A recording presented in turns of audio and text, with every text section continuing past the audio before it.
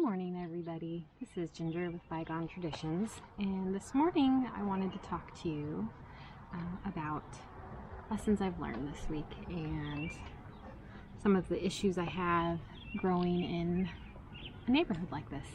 So, I don't know, the last video I think I put up, it was about the flea beetles in my garden. They were on my eggplants, they were on my beans, they were just kind of all over that particular bed, and I put DE, diatomaceous earth, on them. I sprinkled that on there. Well, upon more research I realized that you don't need so much diatomaceous earth to where it looks like it's covered in powdered sugar.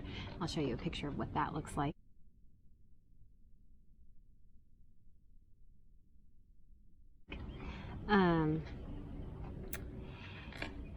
So another thing I learned is that you can actually take pantyhose and put the diatomaceous earth in the pantyhose and sprinkle it on your plants, and it does a lighter sprinkling of the DE, which is great because that's what you want. You don't want it to, geese flying by, you don't want it to cover the entire plant because then that interferes with the photosynthesis of the plant.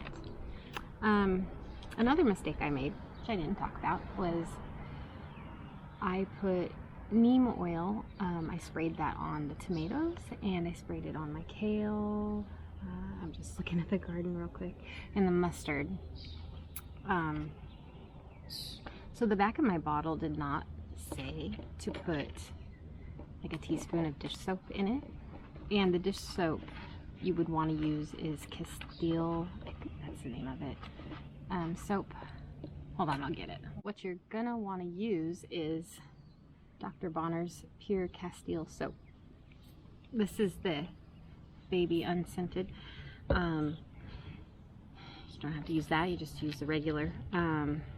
It's a lot less harmful.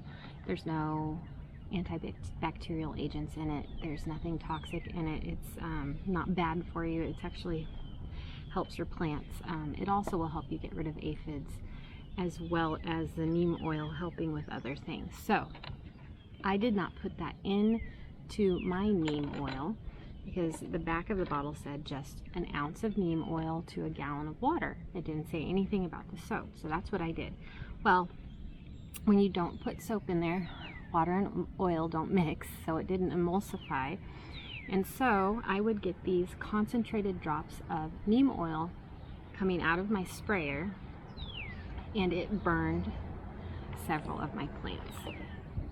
They're salvageable. They're doing really well, thank goodness. I was really worried, but they're still alive. It's been over a week since I sprayed them, and it looks like they're coming back and they're gonna be okay, but I was really worried. It kind of made me sick, thinking, oh no, what did I do? But my mistake, your gain, because you can learn from that. Make sure you put the Castile soap into, and you only need about a teaspoon so that it will emulsify with the water and it will dilute the neem oil. You do not want that heavily concentrated neem oil going directly on your plants. So what happens is if you don't do that in your sprayer, you will get either just pure water being sprayed out, or you'll get droplets of neem oil going directly onto your plant, and it's the heavily concentrated droplets instead of a dilution of water and neem oil. So that is a very important thing to do. Let's talk about the issues I have growing in a neighborhood. So the hardest part I have here, we rent, and so our rental has a fence. Most places out here don't really have a fence. I don't know if you can see that. Our fence is an iron fence, lots of gaps, not a regular fence. So our neighbors have a nice regular fence there, but the rest of everybody else does not have a fence. So nobody else here really has a fence except for a couple of the neighbors, and I have an iron fence, so everything passes through that fence. So if my neighbors spray like an herbicide on their lawn, it will drift into my yard.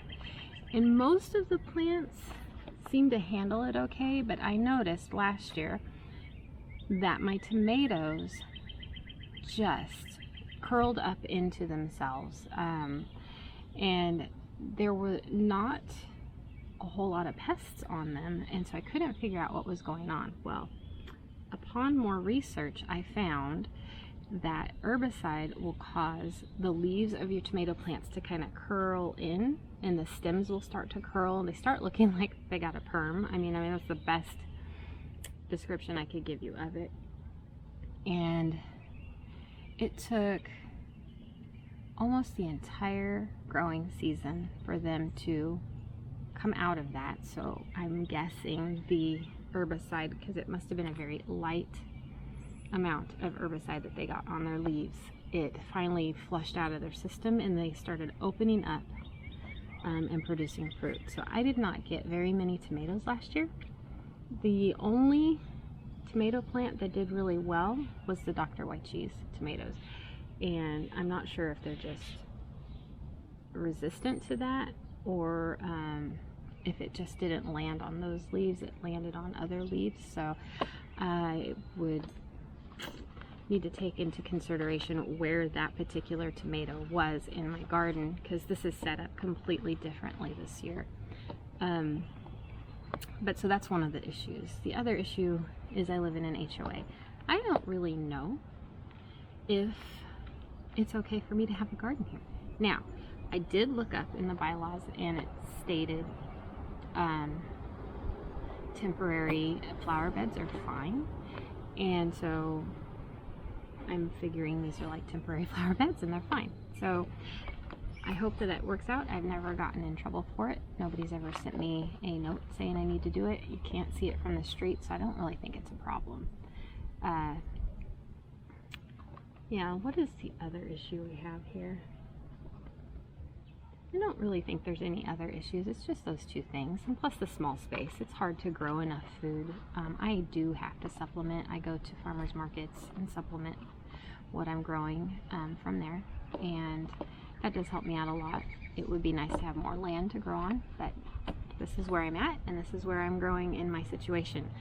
And I would encourage you, you know, even if you have a small patio, to grow something. You can get a vertical garden. You know, the Dollar Tree sells these stackable vertical gardens. You can grow in that. If you don't have enough money to get the green stuff, do that. That will work just fine. And, you know, just get containers and soil and just try and grow something. Learn now while you're in your small space, so that when you have a bigger space, you're able to know what you're doing and know how to fight certain pests and certain diseases, and you're that much farther ahead than you would be if you had done nothing. And that's just really important. Now, growing in containers is a little different. They need more the containers need more amendments than just putting it in the ground. I have found I used to be able to just plant in the ground and I would water it, and that was it. I had a larger garden, and we would just amend the soil with the chicken manure. We'd make a tea out of it and then just spread it all over the boxes, and it worked just fine, and our plants were very lively and healthy, and we didn't have a lot of pest problems for the most part. Here there's more pests, there's a lot more birds. However, I do think out here in the country, when we finally get land, there will probably be a lot more birds than what I'm used to. But they tend to kind of help with the bug population. I have noticed they do like to try and eat the seeds, so that's an issue. But for the most part, they just eat the bugs, which is great, because I have quite a few bugs on some of mine. I'm dealing with aphids right now, which I'm going to make a spray with soap and water and then spray that on to the plants for the aphid problem.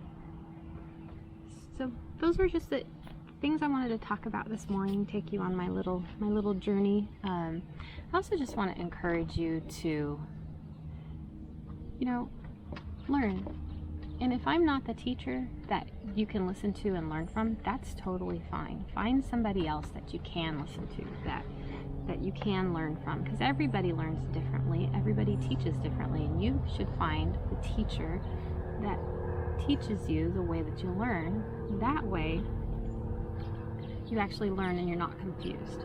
I would hate for you to be following me and watching my channel and just completely confused about what I'm trying to say. And so if I'm not that teacher for you, please find someone else that will teach you properly. As there are thousands of teachers out there on YouTube that you can learn from, that can teach you the same things I'm trying to teach you. I do think it is important right now in this day and age to really learn some of those older skills that our grandparents knew, that has been kind of lost through the generations because we got complacent and life was easy. So just take the time to learn these skills. I mean, you're here for a reason. You're listening to my channel for a reason, and if that reason is you want to learn some skills that will help you be better prepared in the future, that's fantastic, and I hope that you're learning from me. And I am more than willing to answer any questions you may have. I have an email in the description below. You can email me with questions, or you can ask the questions in the comment section. Whatever you feel like you want to do is great with me. I will personally send you an email and respond as fast as I can. So that's all I wanted to talk about today. I hope you guys have a wonderful day, and I will see you soon. Bye.